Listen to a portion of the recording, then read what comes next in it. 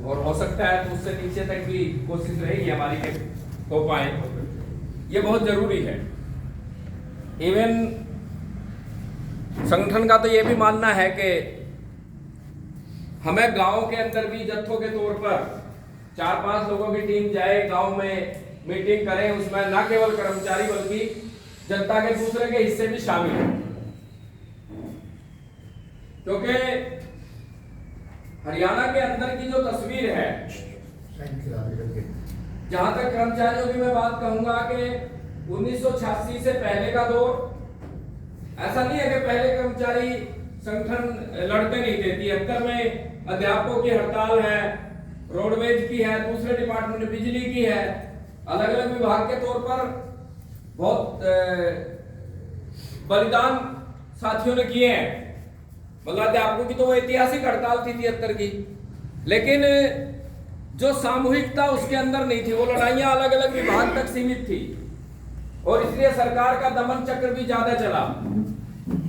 86 के अंदर जो बदलाव हुआ वो बदलाव ये था कि हरियाणा के लगभग सभी डिपार्टमेंट की जो यूनियनें थी या जहां यूनियन नहीं थी उसके कर्मचारी थे, उन सब ने मिलकर के करनाल की रोड भवन के अंदर 14 दिसंबर 1986 को सर्व कर्मचारी संघ बनाया। और उसके बनने के बाद देखेंगे, उससे पहले का भी याद है मेरे को पीरियड के, जैसे डीए की किस्त भी ना कैसे आती, इस तरह की स्थितियां होती थी। एचआरए का कोई नाम नहीं था, मेडिकल का कोई नाम नहीं था और बहुत सारी सुविधाएं थी। वेतन आयोग का भी ऐसे ही था सिस्टम। लेकिन आप ये देखेंगे उस 86-87 के अंदर जो बड़ा आंदोलन हुआ, उसने एक तो कर्मचारी की ताकत का एहसास कराया। आप ये देखेंगे 87 के उस बड़े आंदोलन के बाद, जिसमें हमारे 2 साथी बिजली बोर्ड से थे, बनवारी लाल बिश्नोई और साथी फूल सिंह शोकन, लगातार 50 दिन के आसपास हड़ताल पर रहे, भूख हड़ताल पर रहे वो। और उसके बाद जब चुनाव हुए हरियाणा के अंदर, तो जो बंसीलाल बहुत ताकतवर अपने आप को मानता था, उस बंसीलाल का पूरे हरियाणा में खुद की सीट भी हार गया था। कर्मचारी हो सकता है किसी को एमएलए विधायक ना बनवा पाए, लेकिन यह निश्चित है कि कर्मचारी जिसको हरवाना चाहेंगे उसको हरवा देंगे। इतनी ताकत कर्मचारियों के अंदर है, यह एहसास कराया सरकार को। और फिर उसके बाद जो भी सरकारें आई हैं, हर सरकार के खिलाफ बड़े आंदोलन, बड़े संघर्ष हुए। देवीलाल की सरकार आई, उसके या बीजेपी की मिली जुली, उसके खिलाफ भी 89 के अंदर एक भारी आंदोलन हुआ। आपको याद होगा, दिल्ली रैली थी तो आपको ट्रेनों के अंदर से भी गिरफ्तार किया जा रहा था पकड़ पकड़ के। करनाल के रेलवे स्टेशन के ऊपर लाठीचार्ज हुआ।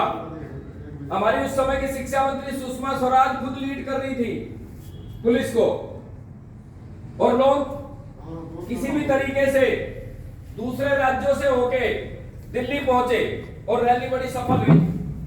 और उसके बाद जो भी सरकार आई 93 के अंदर का, आपको याद होगा, भजनलाल की सरकार थी। भजनलाल को बहुत कर्मचारी हितैषी के तौर पर हम आम बातचीत के अंदर कहते हैं, लेकिन उस हड़ताल के अंदर भी 50,000 से ज्यादा कर्मचारी टर्मिनेट हुए थे, कर दिए थे।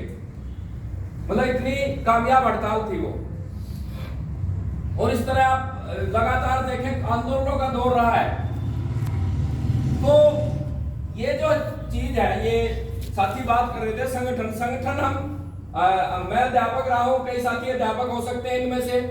हम बहुत सारी जब क्लास के अंदर बच्चों को पढ़ाते हैं ना, हम कहते हैं, अंग्रेजी में तो ऐसे भी लिखवाते हैं बच्चों से, यूनियन इज स्ट्रेंथ, संगठन में ताकत है। उदाहरण देते हैं, झाड़ू का उदाहरण देते हैं, भाई एक सींग कुछ नहीं कर सकती, जब उसको मिल करके वो सारी तो वो कबाड़ को ऐसे साफ करती है।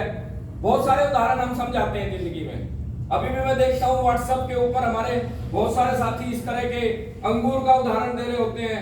वे जो अंगूर होता है अलग अलग पड़ा होता है, तो उसकी कीमत कम होती है, जब वो गुच्छे के अंदर होता है उसकी कीमत ज्यादा होती है। लेकिन वास्तव में जो ये चीज है, इसको हम अपने जीवन में कितना आत्मसात करते हैं, ये सवाल है।